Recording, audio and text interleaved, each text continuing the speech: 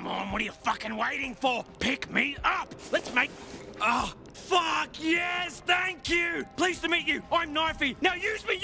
Let me fucking stab these cocksucking ants! Oh, just a reminder, don't do anything crazy when you're holding the knife. Just, like, look at it, see if you like it, put it back. Yeah, thank you. The fuck? Oh, fuck, yes, finally! You have no idea how long I've been thinking about you just killed the second love of my life! Let me in there. Oh, God, this feels amazing. Yes, fuck yes. More. I need more stabbing. Hey, you, listen. Point me at your raw, fleshy little tummy and jab me right into there. Let's get all those guts torn up. Let's see that fucking red goop spill out. I can't stop now. That's a pass for us. No talking. Good.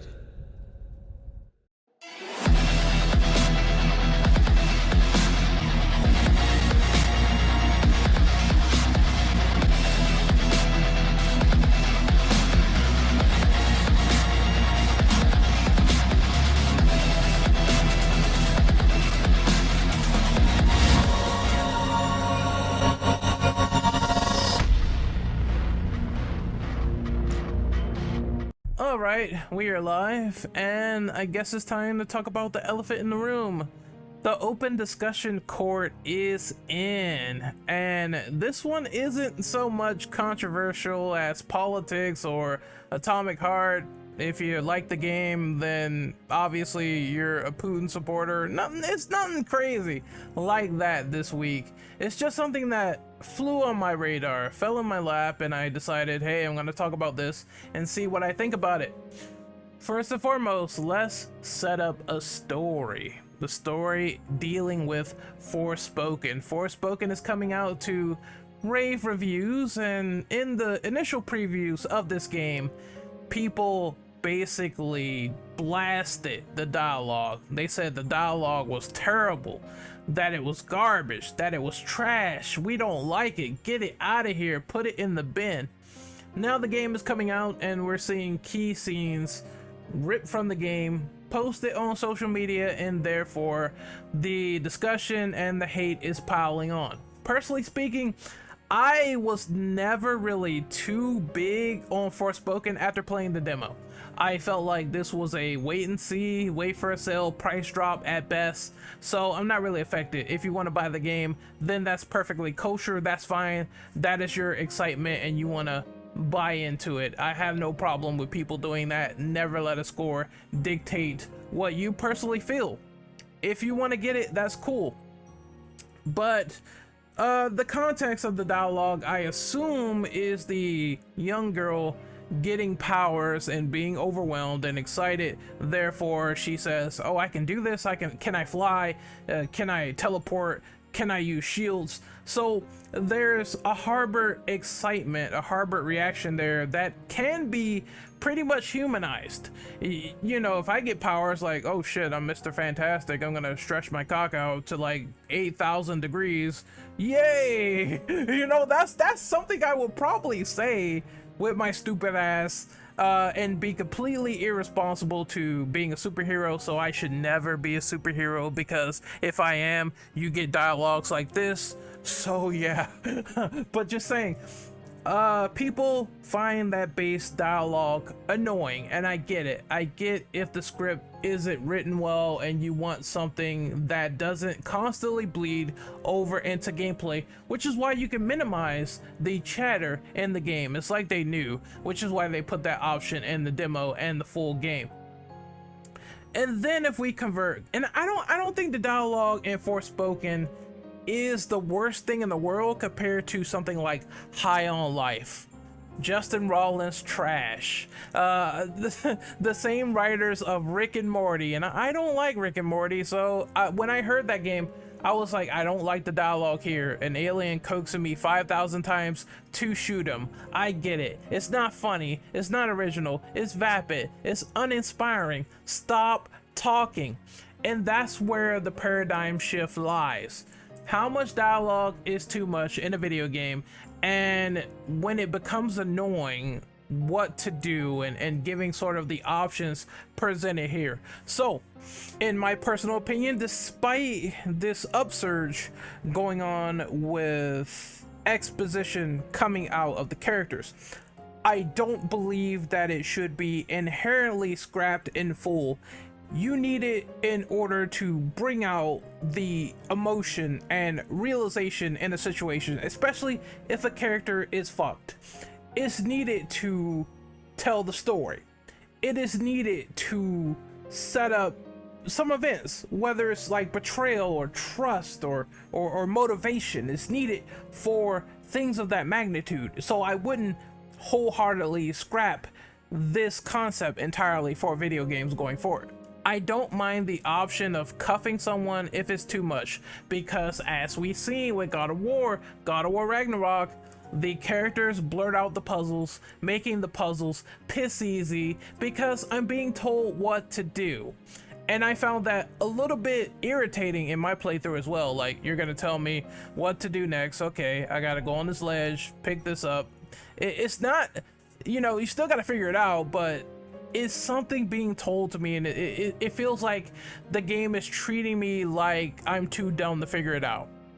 I don't like that. I don't like that. I feel like this is a moment where the character should be cuffed. Being cuffed means don't talk, let me figure it out. And I think I had a guest on the podcast, shout outs to Z Hearts. She said on the podcast that there should be an option if someone is struggling. So I have these NPCs following me, these characters, these non-playable characters. If I want to solve the puzzle, I should be able to approach them and say, hey, let me talk to you for a bit, let me press the button, help me figure out this puzzle. And then at least it falls back on the player. It's the player's choice if they want to solve these puzzles immediately or wait a little bit, wait till later, and then ask the NPC, could you help me out with this? I am struggling. Please have a dialogue option present so they're not blurting out solutions every 5 seconds. I understand that. I relate to that. That's great. I guess we could bring up the notion at this point of characters speaking way too much in gameplay and those gamers out there being annoyed by it. If, like, that's fine in dialogue, that's fine. I feel like if the character is interesting, if I relate to them, if they are great, if the dialogue is good, if the story is good, the script is good, I'm gonna like it. Let's take, for example, Joel and Ellie. Those characters are great in The Last of Us, and hearing them talk, interact, sort of resonate with their previous lives, sort of deny and debunk things and keep shuddered in a way to each other, and hear that compare and contrast to those characters. I feel like if we had dialogue that good, I don't mind hearing characters talk about coffee. You know what I mean? Because the dialogue is so great, it is so personal, it resonates that I don't care if they talk for like 30 minutes. It's interesting and I want to hear more from those characters. I prefer them talking like a lot, as much as possible, because I see what is in these characters, what resonates to me the most, and I think that's very important. When it's very good, I don't mind more of it. It doesn't bother me personally. But when the dialogue is, well, quote unquote bad, when the characters themselves aren't interesting, I don't want to hear them talk. I just want to get the game over with as soon as possible. When is this game done? I'm counting down the timer. I'm just done. I'm clocked out if I'm not interested. I no more. No more in my system, please. That's enough. And then there's the idea of Resident Evil 2 Remake. We saw characters react to the zombies, say, what the fuck? Oh shit, oh my god, Jesus Christ. Those are normal reactions. I'm not annoyed by that. If I saw a zombie in front of me, I'd be like, bro, what the fuck is that? His face is peeling off. Oh my god, I gotta get somewhere safe. That's the first thing I would be saying. That humanizes the character, but I understand if it's like, I go through an entire zombie apocalypse, I'm armed to the teeth, I fought my like 800 zombie, I'm not gonna say what the fuck or be even remotely shocked or surprised. That's another example of when to cuff the character, because the story made it so they encountered so much bullshit that they turned into a hardened survivor. At that point, you shouldn't be surprised at what comes next unless the enemy strain you see is something relatively new, something relatively different, in that character's mindset and they don't know how to combat it. They don't know what's going on. I understand having dialogue in that moment, not after seeing like the 1,000th zombie and you're shooting down that same zombie like clockwork. It doesn't make sense to say, what the fuck, I'm shocked. Oh, I'm not. I fought this thing before. I know how he works. Yeah, baby. And then, you know, there's the mute characters that don't speak at all. If a character is inherently mute, I'm not mad at it. I'm not. Even though I don't really relate to mute characters anymore, the sort of created characters that don't talk at all, I just like seeing them look good in my image. That's it. Like when I create a samurai in Neo, I'm not looking for the dialogue or story. I just want him to look cool, badass, and he doesn't need to talk, and maybe that might be enough for a lot of people. But if the character does speak, if they do give a little bit more than a small line of text, then I want them fully humanized. I want them fully realized. And I notice I don't get that if a character is super duper quiet. If we also turn this vehicle around yet again, we also had characters that talked mostly in cutscenes where they stylized their character. They did all these crazy things in the cutscenes, and they talked there and they humanized themselves there because, hey, fucking dope is a cutscene. And in the gameplay, the character is mostly mute. If they make small quips here or there, it's very minimalized. However, that being said, they still do not talk as much as they do in a cutscene. We saw this with Devil May Cry 3 Dante's Awakening. No talking, is barely any of that. Small quips here or there like high time and stingers and all that shit and whatever he's saying in the dialogue. Very cool stuff, but he's not talking to himself a lot. Ultimately speaking, I think that you should have the control of your character, whether they reveal things or not in the gameplay, especially if they are important puzzle bits that you don't want spelled out for you completely. That should be an optional premise, no matter how you look at it. If the characters are talking and they happen to be fascinating, I would prefer if they talk over mute characters. And if we have more options to cuff or not to cuff the characters, it should be in the player's hands all of the time, 24/7. Clearly, you don't want to have less dialogue options, because I think if you do that, you miss out on story details, lore details. The worst thing you could do is make very interesting lore and not explain it fully, because I feel like that's also a great offense. If these characters see stuff like monsters or things in the background, if they see people being operated on, experimented on, having a stone face throughout all of that just doesn't seem realistic to me. So you need just about enough to convey the situation, but you don't need so much dialogue in a video game where it overblows the experience and it seems annoying and it seems like it's mostly super uninteresting in the first place. And it's also breaking the paradigm of solving puzzles, like I said again.